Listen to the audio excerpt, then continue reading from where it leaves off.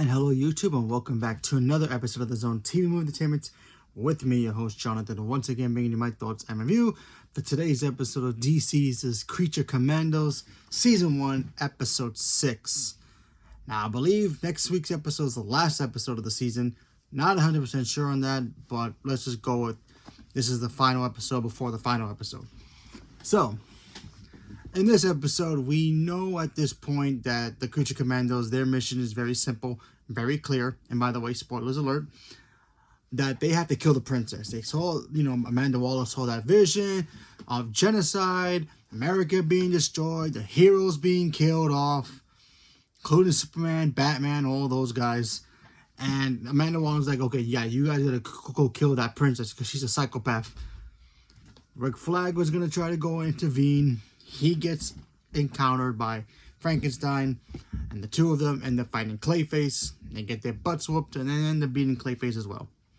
Rick Flag is in a coma.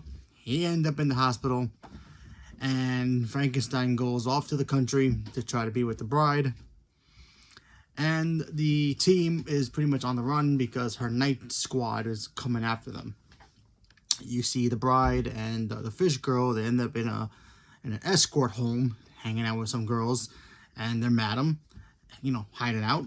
We also get to see Weasel hang out with some wolves, play, fetch with them, so that was pretty cool. And of course, we get the backstory of the professor, the Dr. Skeleton guy, and who he was before he became all glowy. Find out he was a scientist, he had a wife, he had a kid, but he got mixed up in some kind of shady situation where he ends up teaming up with and getting involved with Rupert Thorne from Gotham. If you don't know who he is, he's basically another mobster in Gotham City who pretty much rules and controls his territory, and is a character I've always wanted to see in the Batman, live action mythos. We've seen him a lot in the Batman the Animated Series. He was always a great villain.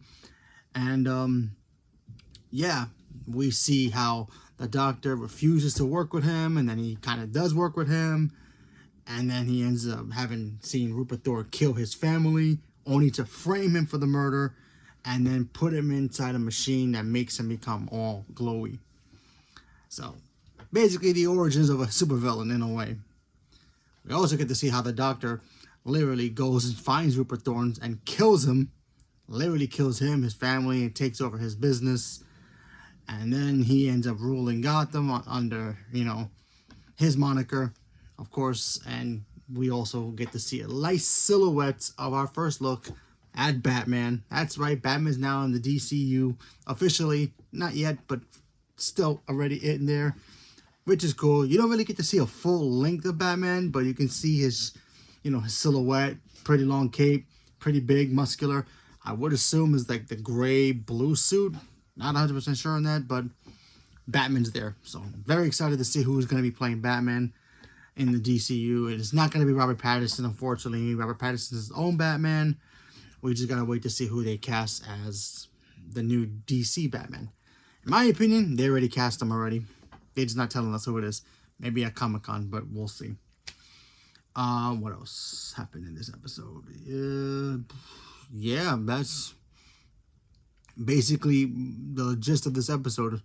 Seeing the Doctor become who he is, going from a simple guy who was a scientist who was trying to use nuclear fusion to try to figure out how to maybe get rid of cancer, and then he ends up being a nuclear disaster himself. We also get to see the bride take out some thugs who were mistreating some escort girls kind of badly, and she literally took his heart out, literally. So that was pretty cool. Overall, good show, good season, good episode this was, and I'm excited to see more. My one complaint about this, but I also kind of, backtracked on it because I'm so glad we got to see Rupert Thorne in this world, but I'm kind of mad that they kind of killed him off. But then again, you kind of realize that maybe we'll get him in Batman future projects before all this happens. Who knows? Or maybe they're going to do something I kind of want them to do for the Penguin show in Matt Reeves' universe, to put Rupert Thorne against the Penguin in that universe. That would be great, because I feel like, okay, yeah, he's going to fight Sophia in the Penguin maybe season 2. But he needs somebody else. He needs somebody more fresher. You bring in Rupert Thorne. He shows up to Gotham. He wants to rule Gotham in his own way. Penguin and him have a rivalry. Bada bing, bada boom. I think that would be a great thing to do. So maybe Matt Reeves, it's like, hey, can I use Rupert Thorne if you're not going to use him? Yeah, sure. We're going to use him one episode. Have him get killed off, and then you can use him in the other universe. Or maybe they're both going to use him. I don't know. I just want to see him in live action. I think he's such a cool character. He's kind of like a Kingpin kind of a character. He's tough. He's powerful. Batman always, fights him, but, he always has henchmen. Sometimes in the animated series, he brought Bane to fight Batman, and we all know how that turned out. So, yeah, I would love to see Rupert Thorne. He's also responsible for creating Two-Face in the animated series. So, there's that possibility. But, yeah, kind of wish, James Gunn didn't kill Rupert Thorne before we got a chance to actually see him in maybe live action. But who knows? Maybe we'll do see him before this actually happens to him. We have to wait and see. But overall, I like the show a lot. I can't wait to see more. I believe next week's the last episode. Not 100% sure on that, but we'll see what happens. So, leave a comment below. Let me know what you guys thought about Creature Commandos. Are you guys looking forward to seeing more? Not watching it yet? Don't care? Do you like the origin stories of these characters so far? So far, I do. Just seeing, the bride and how she became who she was and how obsessed Frankenstein's with her is great. Weasel's story was tragic, and now we get to see the Doctor's story, how he went from being a humble man to, a scientist, a little kooky, but, a normal guy. Loses his family, goes nuts, and now he's kind of crazy in his own way. And, yeah. And also, I wonder what's going to happen with Rick Flag. Is he ever going to wake up? Leave me a comment below. Let me know. Or maybe his son will come back. Who knows? Leave me a comment below. Let me know. Stay tuned for more. Thank you very much, and have a good day.